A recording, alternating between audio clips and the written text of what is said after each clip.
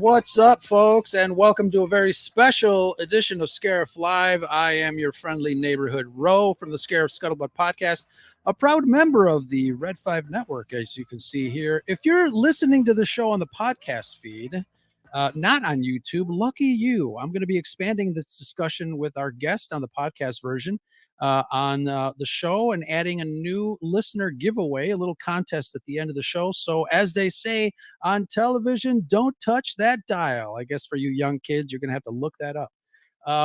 Yeah, you guys know that I love talking to Star Wars fans, and I love talking to Star Wars fans that are in the business and in the industry. So today we've got a very special opportunity to kill two fathers with a single brick, which I know no bricks are in Star Wars, but that's another story.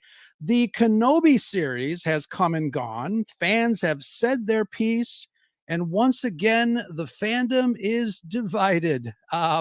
But we'll certainly talk about that. I want to thank everybody for joining us in the chat on this special edition of Scarif Live.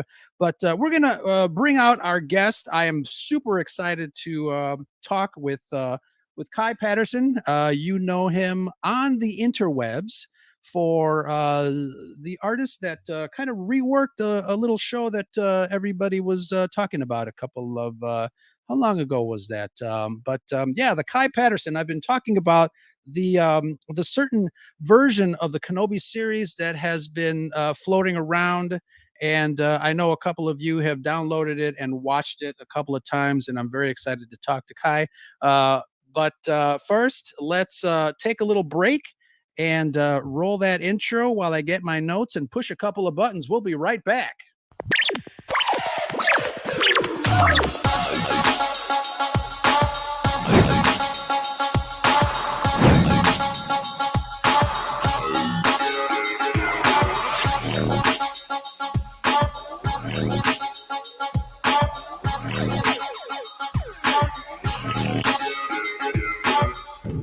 This station is now the ultimate power in the universe.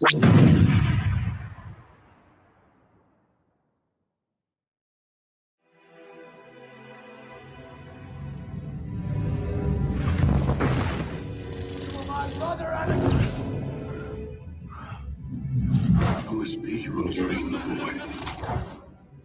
Obi-Wan. Some only pain bring fight. He's winning me. I know this. You were the chosen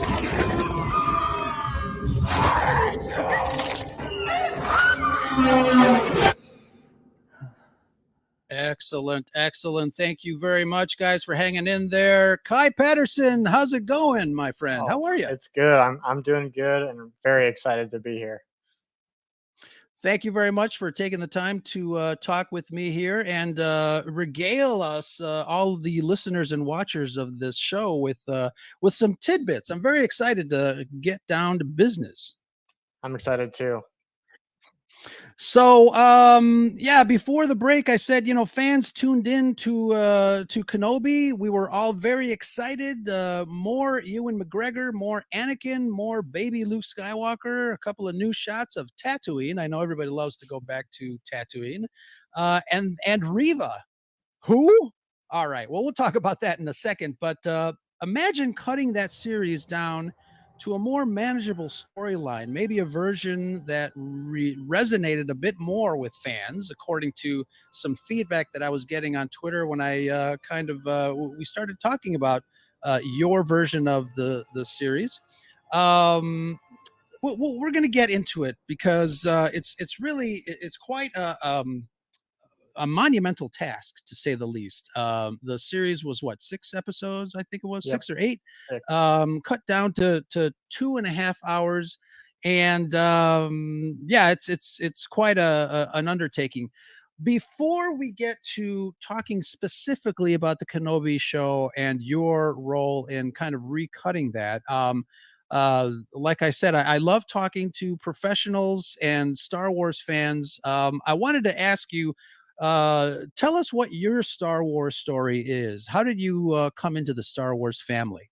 Yeah, I mean, I honestly can't remember a time in my life that Star Wars wasn't around, Right. and that I wasn't a huge fan of it. Like I've been a huge fan since I was a small child, and I remember can't really remember if it was my mom or my aunt that showed it to me first, but it was at a very young age. My aunt has always been a huge Star Wars fan, and so some of my earliest memories of watching like the original trilogy is just on the East Coast, in her little apartment, watching on a little box TV, and watching the VHSs of those. And um, I just fell in love with the story of Luke Skywalker, and I really resonated with him and his journey to become the hero that he becomes.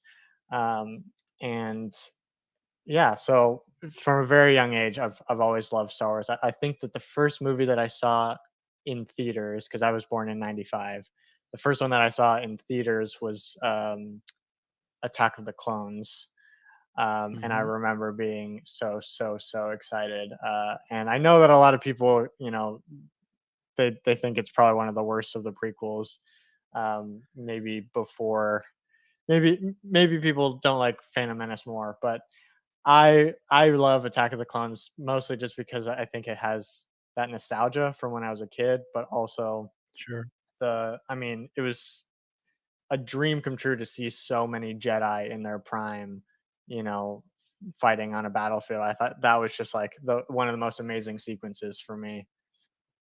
Sure, sure. And it's funny when I talk to a lot of Star Wars fans, there is a certain I don't know, there's a certain thing about Star Wars fans where you don't remember exactly like when you got into it. It's like Star Wars has always been in our blood. Hmm. It's as far as you can remember. I'm a lot older than you, so I was a kid when I saw the first Star Wars and I saw that Star Destroyer go overhead, and the rest is history, as they say. I changed that day forward, and it is kind of a life-changing experience.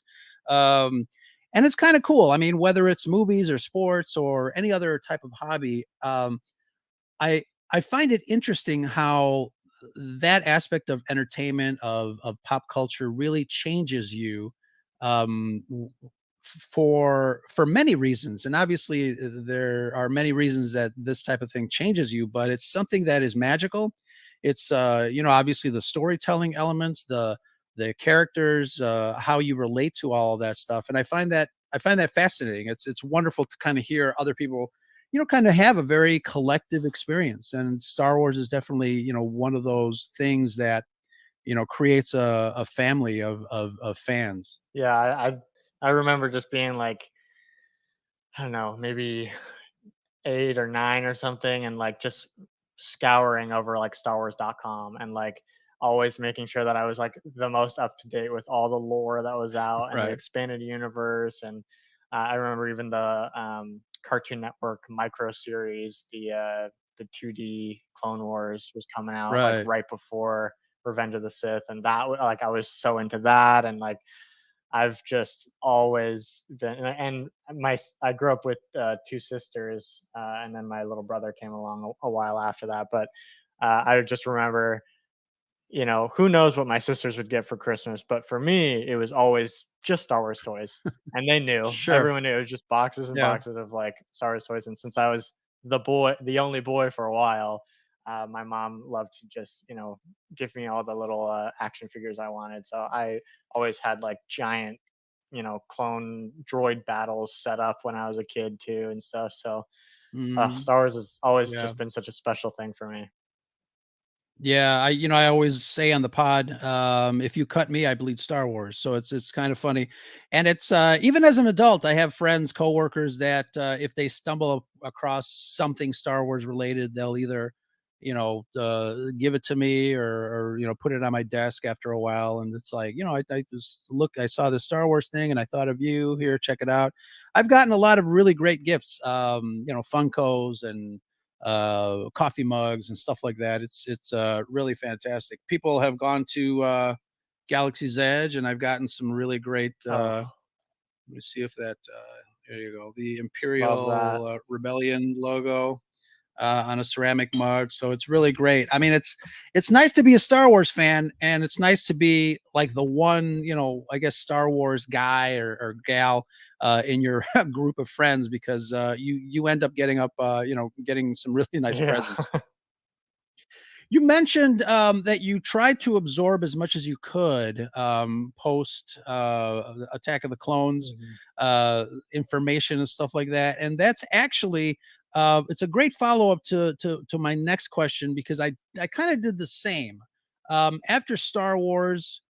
Um, I really tried to absorb as much as I could, especially with stuff behind the scenes, from everything that talked about all the documentaries that talked about the camera work and industrial light and magic and graphics and model making and optical compositing. Obviously there was no digital at the time, but all of that stuff as a kid really really fascinated me, and I wanted to learn how these people made this universe out of nothing, literally. And it's something that has fascinated me from the get-go, which I think I don't think I know it kind of guided me to my career path. And I wanted to ask you, how did you get into the industry, and what was your inspiration per se? Yeah, I mean, Star Wars was a huge part of my filmmaking career, and um, I will though attribute Jurassic Park to the spark of what I first thought was my love of dinosaurs and potentially being a paleontologist. But then I realized that what I loved about that movie was the storytelling and the, you know, transporting you to a different world, but grounding it so much that you feel like it's totally possible. And I loved, you know, I just loved that genre, and I just love everything Spielberg does too. And with Sure. Lucas and Spielberg being good buddies too, their work is very similar. And I was always obsessed with like Indiana Jones too, and all those.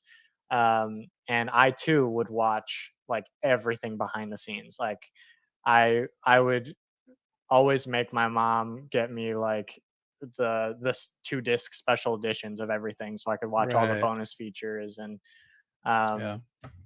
but I started out kind of as an actor because my mom was an actor and an acting teacher, and so she at a young age got me and my siblings into like modeling, acting, all that stuff. So I had always kind of been around the industry since I was a young kid.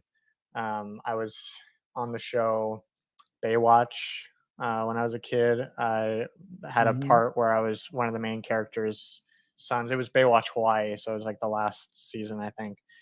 Um, So you weren't running towards the camera in slow motion? no, I was 5 years old. um, but yeah, I was in that show before I even knew how to read. So my mom would have to tell me the script, and I'd have to memorize it based off of that. Oh, wow. Um, Wow. but yeah, so I mean, I've just always been around the industry, and it's always fascinated me. And I've always been a storyteller, and just known that I wanted to write and direct and make movies and write books and stories. I just anything that has to do with telling stories, I want to be a part of. And so That's my cool. parents nurtured that throughout my whole life. I would use my dad was also in news, so he was always showing me cameras in the newsrooms and the studios and everything. And I remember using his camera to like make movies. I'd like make my sisters act in them, and then I'd also, I got my own movie camera, and I was doing stop motion animation with like my Star Wars Mhm. toys and stuff. And yeah, it just kept kind of going from there, and I just ended up being like the movie guy and all of my with all my friends and Sure. school that I went to. And instead of doing papers, I'd ask the teacher if I could do videos, and so I was just always into editing and filming and everything. So yeah, I mean, I feel like it's It's like always been you're around for me. yeah, it looks like it sounds like you're describing my life. It's exactly, what I did. There was a photo essay that one of my studio photography classes asked me to do, and I said, you know what, can we, instead of just doing photos, can we do a stop motion, animated series? And they're like, stop motion, what are you talking about? I'm like, yeah, it's like, well, at the time I had a camera that would do stop motion. So Hmm. I grabbed a team, and we sculpted a creature, and we took a backdrop picture of the classroom and blew it up, and we did the stop motion just like the guys at ILM, one frame at a time, click, one frame at a time, let's move it. And we always kind of wanted to kind of go that extra mile and see what we can learn with this with the craft and stuff like that. And it was always a lot of fun. That's fantastic. There might be some synergy there because I'm a news photographer here in Chicago too, and I again I've always had a camera around me, and it's just a lot of fun just to kind of be able to tell stories with pictures specifically. I'm into editing and graphics and all that stuff, so it's amazing. You mentioned Lucas and Spielberg. I think a lot of people, they treat science fiction and fantasy as more of a kids genre. And I can see, I guess, the logic of that, but science fiction and fantasy for me is something that is almost therapeutic. It allows, I think, not only me, but I think it allows its audience to kind of think outside the box, and I think that's one of the reasons that it's popular today among fans of the genre. It's liberating. Wouldn't you agree? Oh yeah, I think that you can do so much with sci-fi, um, and I think a lot of the thing that resonates with people is uh, you can tell a story without having to be so like heavy-handed about what your themes really are, and you can Yeah, really like dive into things and make people empathize with people that they might not think that they would empathize with, and I know that sure, like Star Wars had a lot of influence of like the Vietnam War and stuff, and what was going on, and a lot of people probably wouldn't realize that like, oh, we're rooting against a tyrannical government, like we're rooting for the rebels, and you can totally empathize with them, and then you start thinking like, oh, there are definitely some times when America has been that empirical government, that's trying to take colonies and all that stuff, and like and I think it yeah, just it helps people resonate more with people they wouldn't think that they would resonate with, and you can really start to put your head inside another person's shoes, and I think that sometimes it can be a turn off to be in a very like obvious world, like, oh, we are going to do a movie about the war of Vietnam, and how unsuccessful the you know all the wars were, and how people didn't sure. love it and stuff, and people go, okay, well, I don't really want to watch that, um Yeah, it's a topic that makes people uncomfortable, and I mhm, think science fiction really distills the basic concepts enough to where people don't have to think of it front and center, but they're thinking about it subliminally. mhm, And I think that's one of the great things about science fiction. I mean, we're talking about Star Wars, but a lot of science fiction has done that. We talk about Star Trek on TV in the 60s, and with what Gene Roddenberry had done with the series, kind of disguising a lot of social issues with green-blooded Vulcans and Klingons and stuff like that. So it definitely speaks to the masses on that aspect. Yeah, you're right.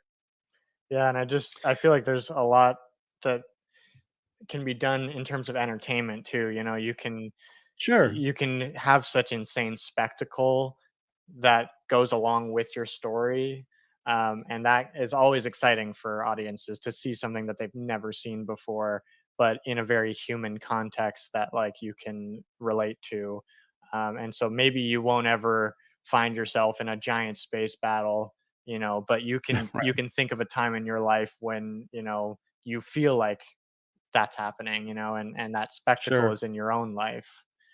Right. Yeah. Obstacles. Yeah, Hmm. absolutely. Having done tons of professional things, what are some of the favorite aspects of your career? What do you like doing? Oh yeah, I mean, I'm a filmmaker and a collaborator, so I think my favorite thing is just getting a bunch of talented people together and working on something. I just recently finished shooting a short film a few months ago, and it had been a while since I had gotten a crew together to make something, especially because of COVID and everything, and Sure.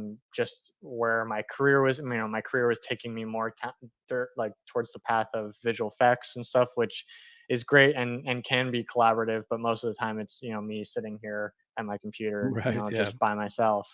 And so it was great to put my director's hat back on and direct something that I had written, and really congregate a talented crew together.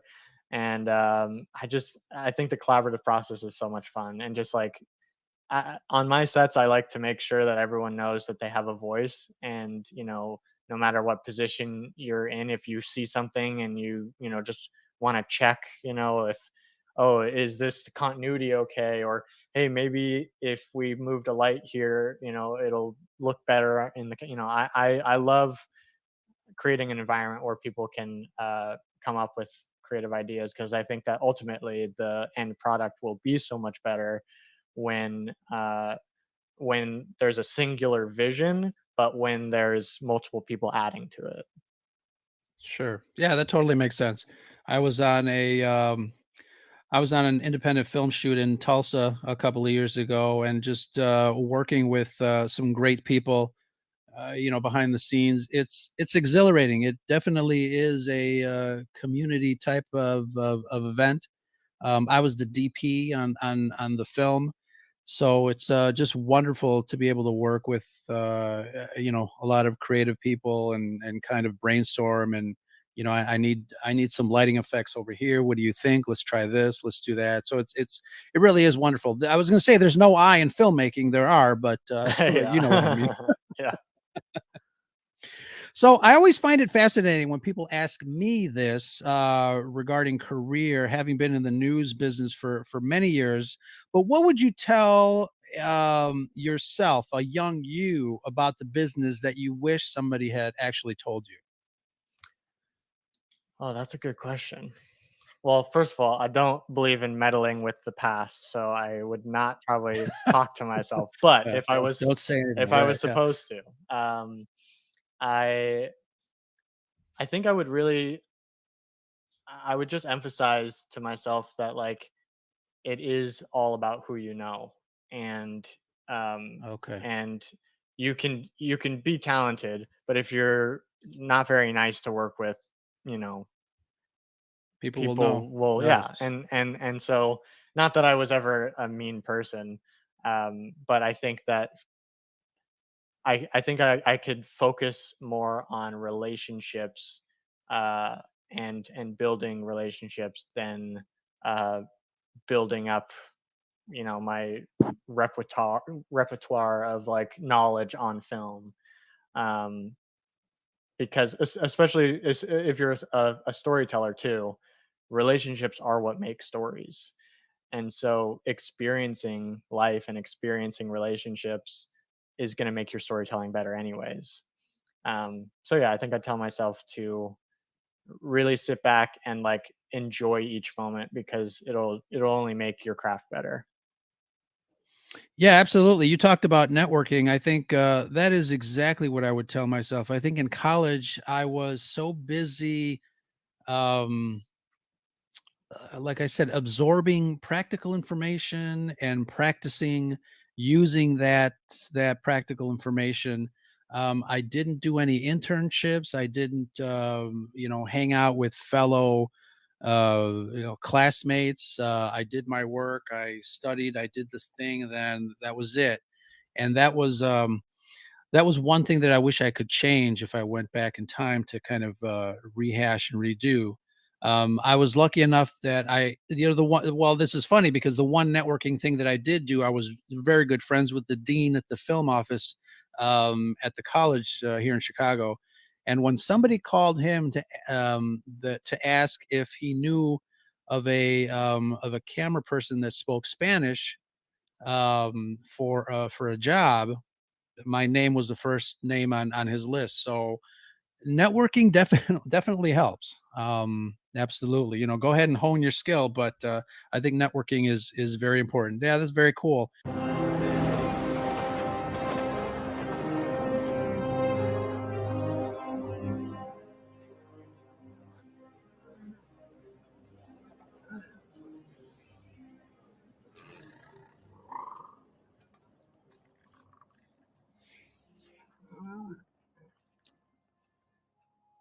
All right, let's without further ado, I guess let's talk about your project, Kenobi.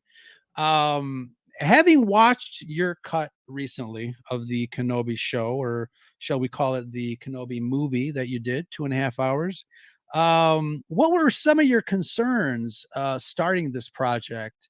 What were some of the things that you looked at and found kind of daunting, and how did you overcome them? Yeah, I mean,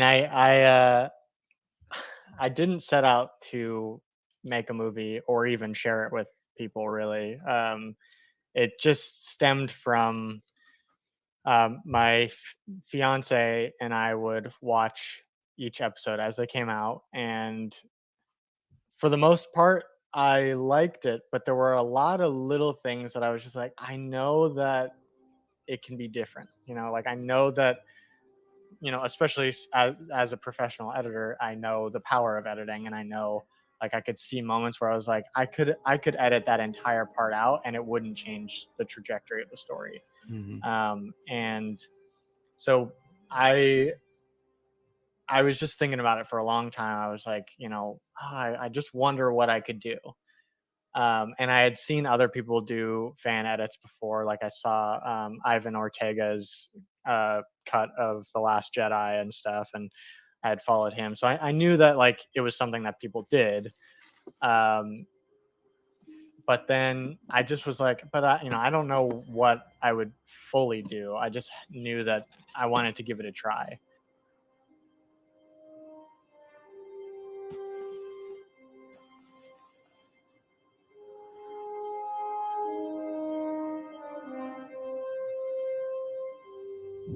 You sure he's gonna come? He fought beside her father during the war. He'll come. He won't be able to help it. The Jedi will hunt himself. I had, I downloaded all the footage and I just put it all into a Premiere project. And I just one weekend started. Like I just like a lot of times ideas take hold of me and I like cannot get past them unless I like Sure. see it through. Yeah. And so I just started with episode one, and episode one had a lot of restructuring like that as I was watching it through a couple times, I was like, okay, maybe we could actually put this over here so that, it's actually more impactful for Obi-Wan. And I would just kind of play around with that. And as I kept going, I just didn't stop. And by the end of the weekend, I had a 2.5 hour movie. And I was like, oh, I guess I made a movie.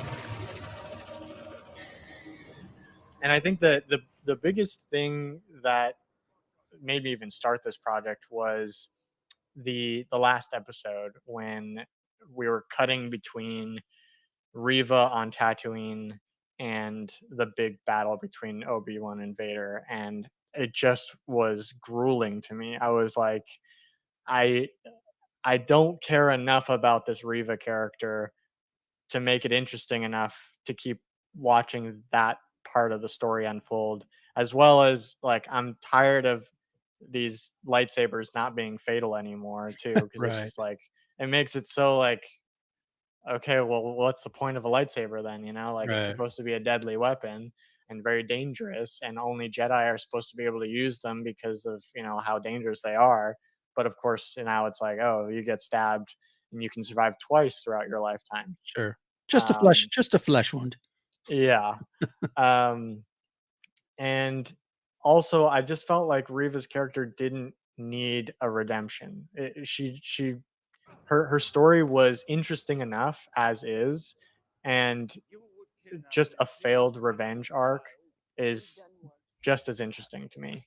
Mhm. And uh, Another big problem that I had was that if all that happened with Luke, and I'm not a father, so but I am an uncle, so I know, Sure. I know what it feels like to kind of have that like parent feeling.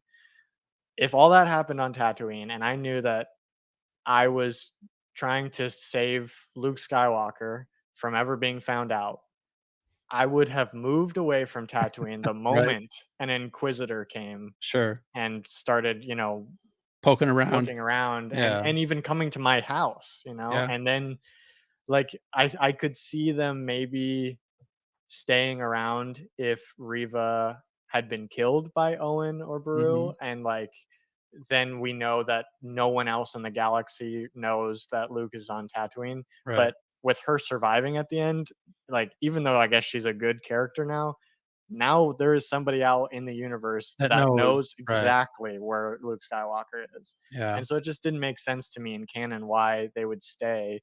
And so Another reason why wanted to jump in on this project was I wanted to see if I could completely cut out that stuff and it not impact the story at all. And I think I was able to figure out a way to do that, and it wasn't that hard. It really was just cutting all that stuff out.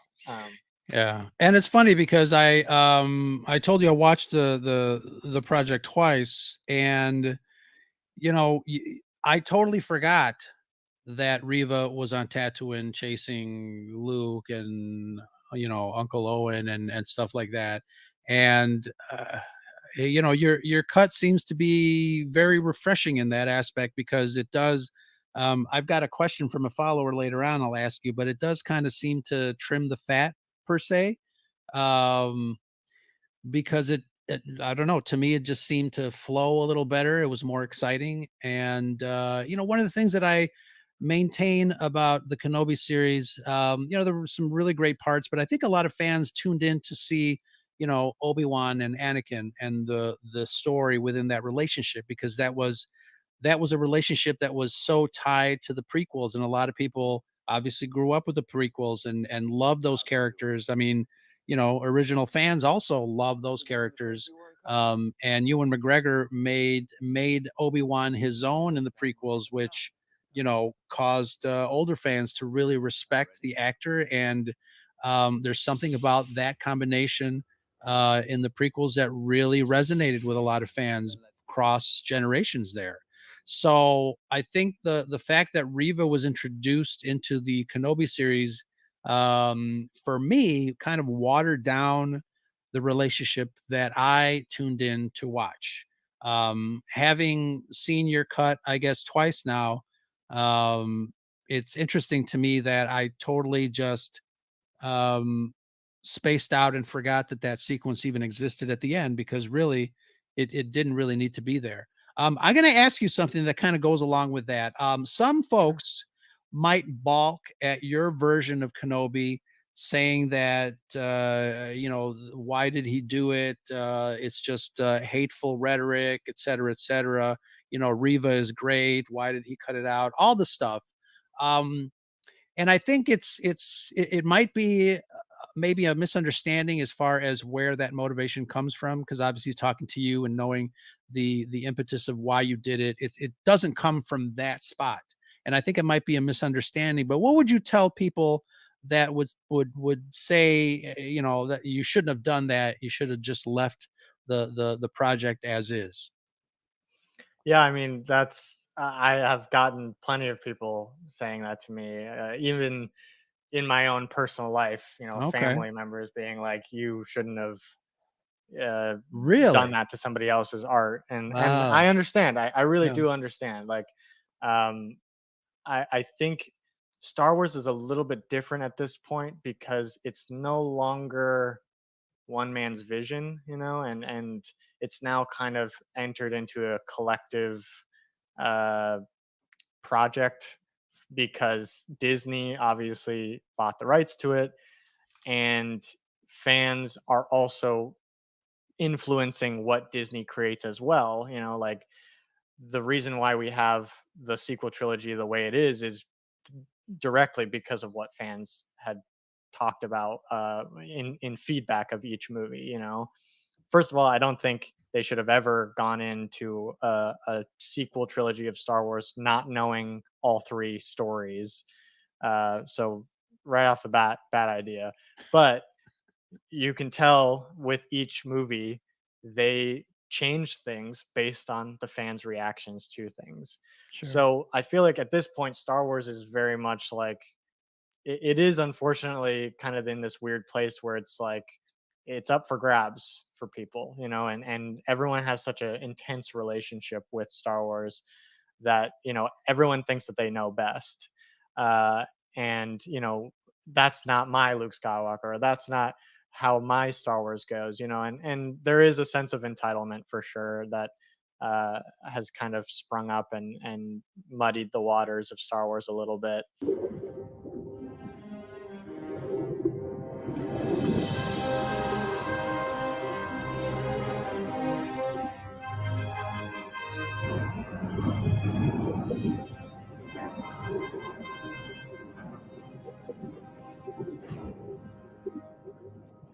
Honestly, like I don't really have a defense of like I can't say that I wasn't feeling a sense of entitlement of how I thought my Star Wars should go. So I understand that criticism for sure.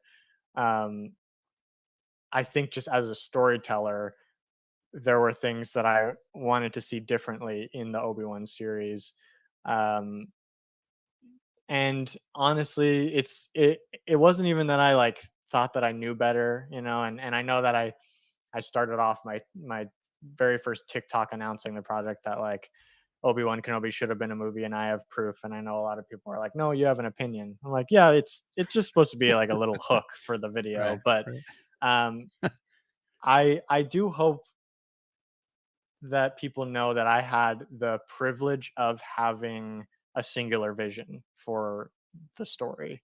And I didn't have, Disney over my shoulder telling me I couldn't do anything. Like, if I wanted to do something, it was on me to figure out how to do it and, edit things out. And obviously, I had to work within the confines of what was already filmed, Sure. but also having a background in visual effects, there were things that I could change and add here and there if I needed to.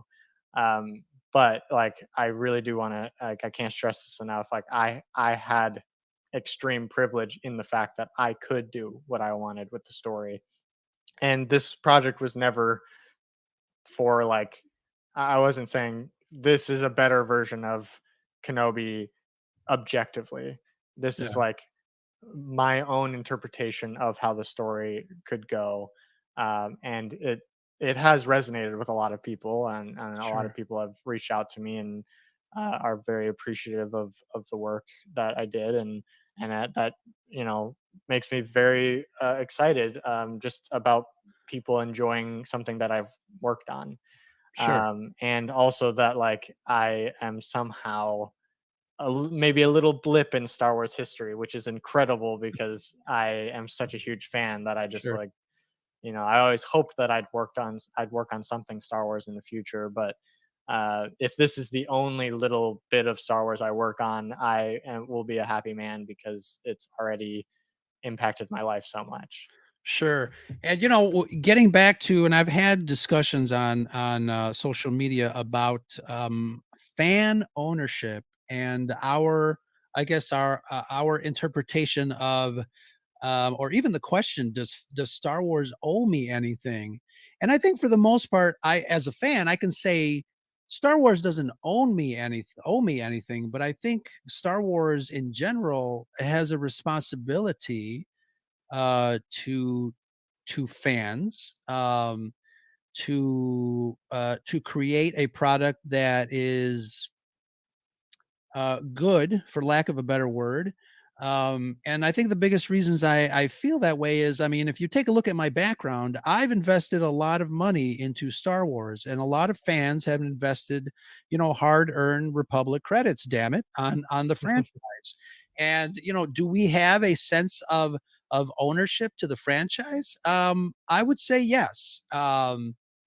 There's a reason Star Wars survived, and is as big of an IP as it is, and it's because fans bought merchandise, fans talked to other people about Star Wars, and I think in the long run, I think, yeah, Star Wars does owe us a little bit of respect as for being fans.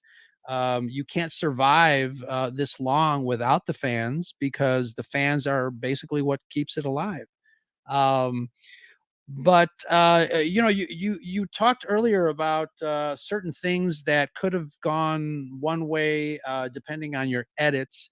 There was even, I think, if in your cut, there was one aspect towards the end that I thought, oh, if they cut a little sooner and interrupted this line, that would have been so much more impactful. There's a point where Tala, um, the imperial officer, has a thermal detonator, and she grabs it and she's going to sacrifice herself, and all these the stormtroopers are shooting all over the place in the cave, and Obi-Wan finds out that she's going to sacrifice herself and yells out no, and she turns it on and she says, may the force be with you, and then boom. I would have thought it was it would have been so amazing if she said, may the force be with, and she exploded Mm. before that line came up. And I was kind of waiting for that when I was actually watching the series on Disney Plus. I'm like, oh, that would have been so, like, massively powerful. That powerful moment in that moment, that line could not have been finished, because the Empire was on them, and they were, it was symbolic for me too, more so than mechanical. May the force be with But it's little things like that I think, a lot of, like, I guess, regular people don't understand the power of editing, the power of the visuals when it comes to their deep meaning. And I'm going to ask you, we talked about the Riva character and how you drastically cut her down. Not really eliminated, because Riva is an interesting character, but I was wondering if there are other story elements in the Kenobi series that you dealt with that you wished were a little bit more fleshed out, or even stuff that was shot that wasn't, that you wish would have been there to enhance the story.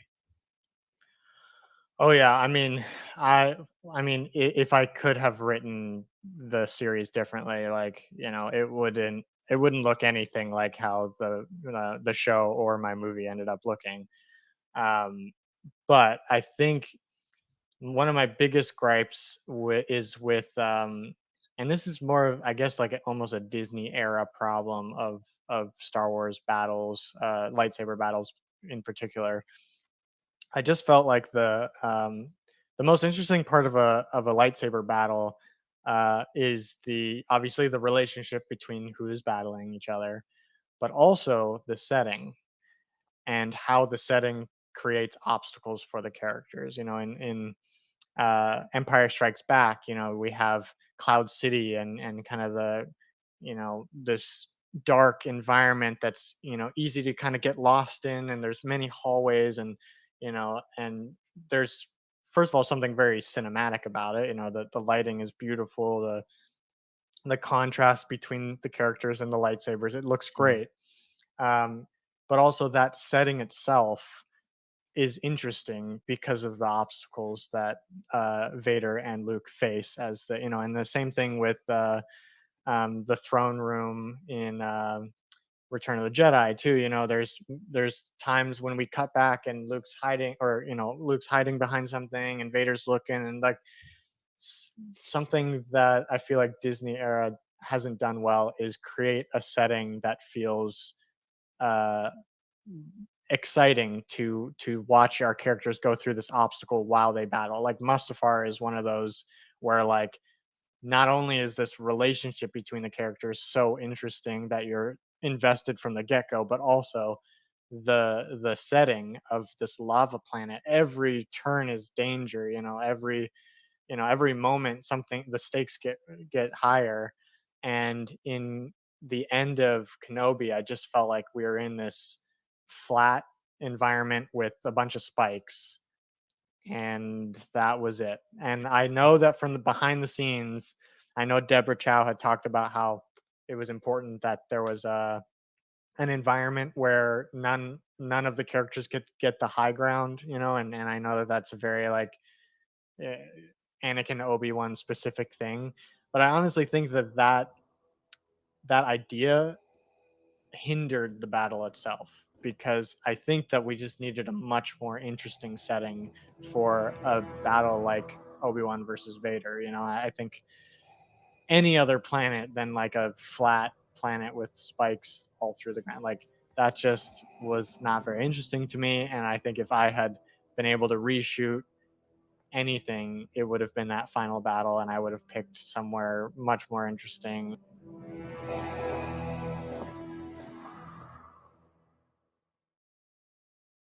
I want to see our characters flipping around and trying to jump through different areas and hiding in specific spots, and it just felt like we were watching two cosplayers do their Mm, best. yeah. Um, I never thought of and that, there's the yeah, relationship between the environment and the battles. I think that's, wow, that's something that I wanna go back and, really watch, some of the older, battles, lightsaber battles. Yeah, that's interesting. Yeah. yeah, the prequels are pretty good about having really high stakes Yeah. environments. And as I talked about, the original trilogy has some great backdrops to lightsaber battles as well. Um, and like the throne room scene in The Last Jedi, it's a flat environment Mhm. and The just a bunch of people curtains fighting in a room. curtains were burning. Yeah, and then we've got in Force Awakens, we've got the lightsaber battle, which is another flat ground in a snowy planet. Mhm. You know, just walking around some trees, and Yeah. then the environment breaks apart. Like that's it's an interesting concept, but we can have more diversity than like flat ground with Yeah. spikes, And it seems like, essentially. you talked about I guess the Disney formula. It seems like, you just said the ground was breaking in The Force Awakens. I mean, it did the same thing in the Kenobi series, you Yeah. know? So yeah, that's interesting. Something to definitely think about. So we've got 2 questions from, some of our followers, and I wanted to see if we can end the discussion on the 2 questions here. Nin Sage 81 says your edits are not just trimming the fat; it's actually addition by subtraction in many instances. What do you think gets in the way of showrunners and producers to make some of the same decisions? Mm, that's an interesting question. Uh, I think I would like to reiterate again. I think that having a singular vision, I was able to Hmm. really go through and go, and plus I wasn't there during filming or anything, so I have no connection to anything Right. other than what serves the story. And I think that sometimes, and I'm guilty of it on my own projects personally, when you know what blood, sweat, and tears went into that shot to get it. Right. Sometimes you're biased of, oh, let me keep this, let me keep Right. this part in because I really like the actor who, maybe they didn't Hmm. do their best performance, but I just really like them as a person, and I want, what I mean. And Right. and I think that can sometimes get in the way. Um, but I also think that such a big property like Star Wars and being owned by Disney, I know that like I'm sure there were, I was actually just listening to the podcast, The Founders, and they had the editors of Obi-Wan, the show, on, and I was listening to that. And one of the editors, Josh, he was talking about how every so often he would throw in like some themes from the prequel trilogy. He would be putting in some temp music of you know John Williams score and stuff, and he said that constantly he would get pushed back, and they'd be like, no, no, no, you can't add those, you can't put those in, and like, so I know that, like, I'm sure people, I mean, a lot of people that work on Star Wars are also huge Star Wars fans, Sure. and they want to make it as good as they can. And I think that just the business side of things, legal, things, those things get in the way of the creative side and the craft um, and the lore, and things like that, where people go, oh, like, but we need this character because we want other people to feel uh, like they resonate with this person, and even though it might not serve the story, we need it. As a Disney corporation, we need this kind of character in the story, and we need a redemption. Things like that. Yeah. I think it's really the business that gets in the way of it, and not the individual artists that work on it.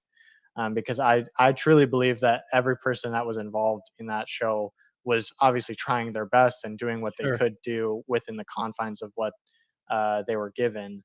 Um, And you so can yeah. tell. I mean, you can Hmm. definitely tell. I mean, there are certain sequences that are like, "Oh my god, that's really great. I didn't think of that." I think the whole you're talking about business and legal stuff. I mean, the perfect example is like, why did they call it a wayfinder when it's a holocron? Yeah. True.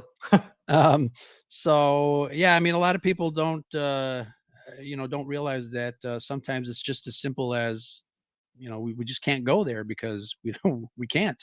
Yeah. Star Trek has the same issue between Paramount, CBS, and et cetera, et cetera. So it's the business of filmmaking is a complex pathway to maneuver. A lot of stuff obviously that is not known by the general public, unfortunately, and I think it's yeah, it is what it is. um Follower Andrew Haley, and I think we talked about this. This was, I think, you had mentioned something about this in our earlier part of the conversation. What's your favorite part about filmmaking, and what was the process that you took for editing a show like Kenobi into a film? Oh yeah. I mean, honestly, what's interesting is that uh, Kenobi is my first feature film edit.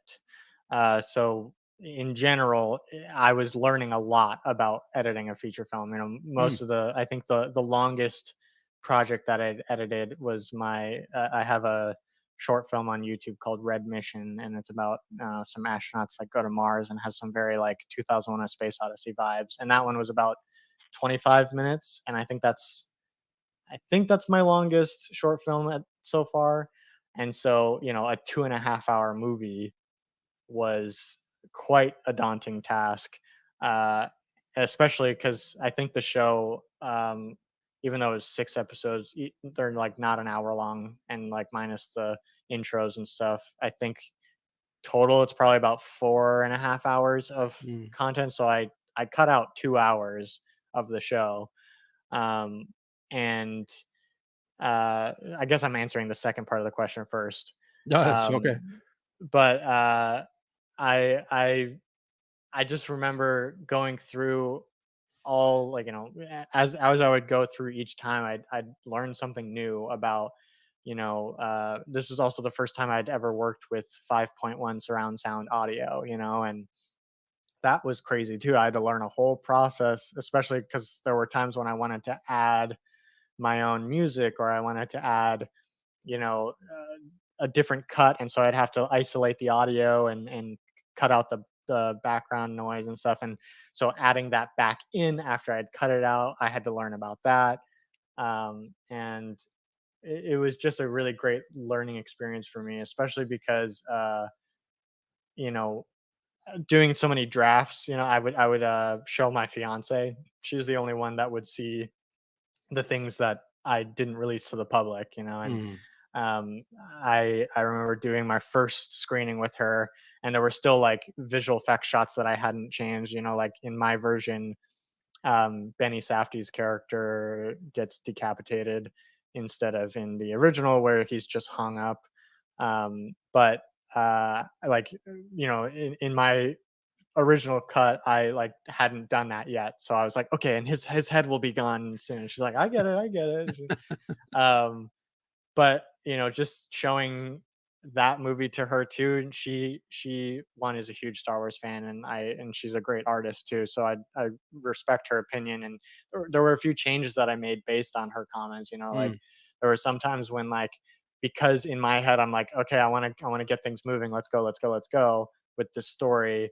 There, I would cut out some of the establishing shots and stuff, and she'd be like, oh, what I loved about it in this series was that, like, this establishing shot was long and it really gave you time to, like, get ready for the fact that you're about to be in this world and stuff. And I'd be like, okay, you know what, you're right about that, let me go back, add in some more of that. And Yeah, I was gonna say um Star Wars really lives with establishing shots. It's something that mhm, I think it's something that I was missing with what was maybe the Book of Boba Fett.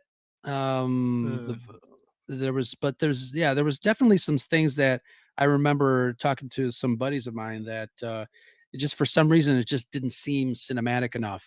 There were no wide shots, and obviously, I understand the limitations of the volume, the stagecraft arena, but yeah, they weren't shots weren't wide enough for me, and it just didn't seem very Star Warsy, if you know what I mean. But yeah, mhm. establishing shots are very important. Yeah, and I think another thing that I added, not on my first go around, but the second time I released my Kenobi edit, I had added in the, like, Star Wars transitions Yeah, so I where was going to we ask you do about the that. wipes and stuff. and Right. and I think there are just those little things that, like, make it feel more cohesive to Star Wars. And I totally understand. I know that at some point, for Star Wars to continue to grow, we will probably have to let go of some of those things that we love, like opening crawls and stuff like that. I get it. At some point, we don't want to get too stuck in our box, and not let there be breathing room for Mhm. these characters. But at the same time, things as simple as, like, fun transitions, like those Sure. wipes, those classic Star Wars wipes, I don't think that that hinders the story any bit, and it really makes you feel like you're in a Star Wars movie, um, and I think those little details. I think for the bigger themes, we could probably push past what Star Wars has, been about. But I think that maybe in the details we can keep those things. I mean, the costume design, the set design, like those are things that, and Disney is, like, good about, their world, Building. their yeah, well, that's tough because the world building in the sequel trilogy was not great. But, people like Dave Filoni and John Favreau, like, I feel like, are, when they're given the reins as Star Wars fans and they're given the budgets, they will create those worlds that we're used to with new stories inside of them. Hmm. Um, I think, yeah, I think that the sequel trilogy was a tough one because they were trying to create something new, but also feel old. And in that, they were like, let's basically just do a rehash of A New Hope Right. with a new skin on it, and we'll see how that goes. And that's probably why The Force Awakens is, like, the more popular of the sequel trilogy, just because it did feel good to, like, you know, Go back. be back. Sure. Yeah. Even though we were at another desert planet with a different name, it's just, Right. uh, it was a good marriage of, like, the old and the new. And then Hmm. I think from there, especially because there wasn't a plan of where they were going, it was just, like, up to each filmmaker to create their own story. That's where it starts to feel less cohesive as a trilogy and more just like, well, why didn't they just do a bunch of Rogue One type movies where Sure. they're not really connect, or, they're not connected to the Skywalker plot, but they are in the universe. And Sure. Rogue One felt so great because of that aspect of it. Right. I almost feel like they should have explored that before being like, okay, and we're going to add on to the Skywalker Right. saga. Yeah. That's just my opinion. No, I get it. We you talked about the Star Wars crawl. We are a couple of hours from the premiere of the Ahsoka series, and I hear the crawls are back. I'm very happy. What about you? Really? I'm excited if that's the case. I definitely did miss the crawls, and I'm excited for some of those new Star Wars movies that have been announced to also carry on the legacy of the Sure. crawls. And Yeah. I'm also very excited for Ahsoka because I love Clone Wars. I never got around to watching Rebels, but I did just watch like a whole recap video on everything you need to know before Ahsoka. And I Sure. know people come at me. They're like, "You haven't watched Rebels yet? Are you a Star Wars fan?" And I'm I like, was gonna come at you. "Oh Yeah. man, I tried. I watched like the first season and this like half of the second season. I think it just like was too kiddie for me, especially Yeah. going from like where like Clone Wars in its sixth season was like really getting into some dark nitty gritty Sure. territory as we got closer to the to Revenge of the Sith, Yeah. and then moving and then like canceling Clone Wars to then Right. go into Rebels, I think just like left a bad taste in my mouth, and I was Hmm. just like Yeah. almost mad at Disney, and I was like, I'm not gonna watch Rebels because you didn't give me the rest of Sure. Clone Wars, and eventually, again, like I was talking about in the very beginning of all this, Star Wars is that collective thing. The fans got Clone Wars back. Like the Right. fans who loved Clone Wars were so vocal about it that Disney was like, maybe we're not doing this because we care about the fans, but we're doing this because we care about their money, and Sure. they will shell out money for Clone Wars. So we might as well finish Finish it out up. Clone Wars. Yeah, absolutely. I think, Rebels, you're right. Rebels started very young. The demographic was young. And, with all the animated shows, it's almost like, they're reeling in the fans, the young fans, to set them up to be Star Wars fans as they grow older. And the story is also kind of matured as we went along. I think Rebels really introduced some really interesting lore to Star Wars, to the Force. If you haven't seen all of it, I don't know, maybe skip around, but there are some really interesting things with the Force. I'm always interested in seeing new Force lore and backstory.